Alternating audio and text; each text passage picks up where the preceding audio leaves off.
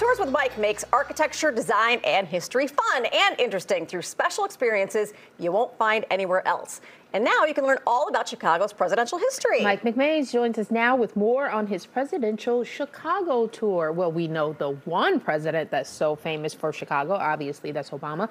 We know that Lincoln is from Illinois, but is there more of a connection? Oh, absolutely. In the city? Oh, yeah, there's so much. When people think of presidential history, you're probably not first thinking of Chicago, but you probably should. We've also got another couple former presidents who have lived in Illinois with Ulysses S. Grant and Ronald Reagan. Right. And that's right, Reagan down in Dixon, right? Yeah, and now Harris lived in Illinois for a short period of time. She was bopping around all over the Midwest when her parents were working at universities. But Chicago's also hosted 26 presidential nomination conventions, with the DNC last week being the most recent, and it's far and away more than any other American city. So there's really a lot of amazing presidential stories that are woven together with the historical sites, architecture, and public art, and that's why I really love this tour. Okay, so you're going to quiz us a little bit. I'm a little afraid of my history knowledge right now. No, I mean, I was here last year. We did a quiz. Y'all nailed it. I'm confident that you're going to do great this time. Okay. All right, good job.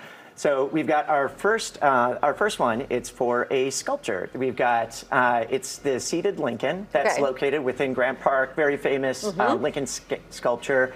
So how many sculptures of Lincoln do we have in Chicago on display? In the city proper? Just in the city.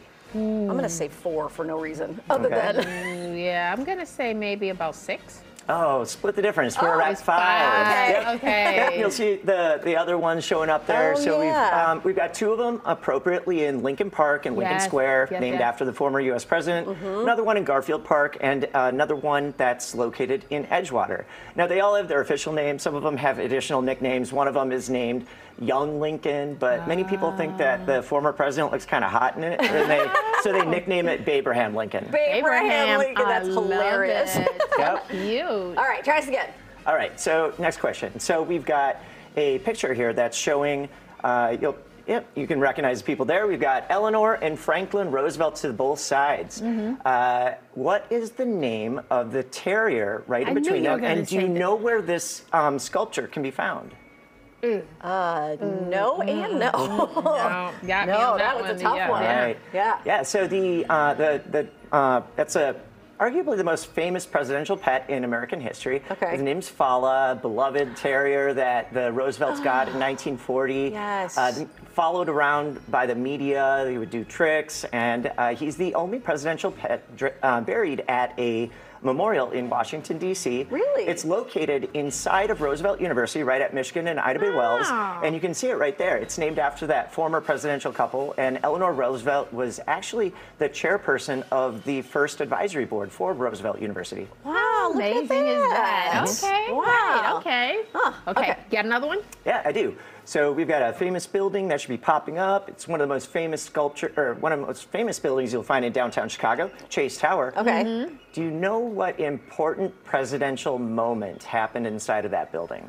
I think I do. Isn't it where Barack and Michelle worked together when they were at the law firm? Yeah, you nailed it. Okay. Yeah, absolutely. Yeah, I forget the name of the law firm, though. Yeah, it was Sidley Austin. That's right. So Michelle Obama, well, then Robinson, she was hired to work there in 1988. The next year, she was responsible for overseeing Barack Obama's internship while he was a Harvard law student. Crazy? Oh my gosh, and that's so 3 years later, they got married at the South Shore Cultural Center. There's an embarrassing photo that I have with me when I met.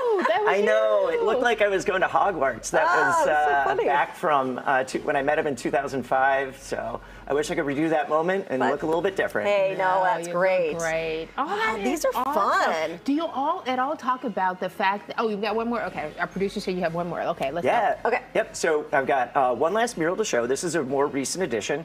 Do you know where we can find this one? Ooh, no. She lived for a very short time in a neighborhood around here when she was a toddler. Is that in that neighborhood?